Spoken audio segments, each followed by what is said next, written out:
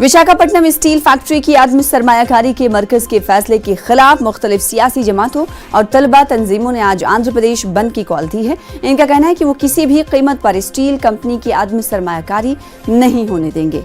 मुख्तलिफ trade unions की तायद भी इस बंद को हासिल है। सरकारी बसें भी दोपहर तक सड़कों पर नहीं चलेंगी। इस बंद को बीजेपी और जनसेना की हिमायत हासिल नहीं है। Vizag steel plant privatization proposal of the government of India very much opposed in the state of Andhra Pradesh.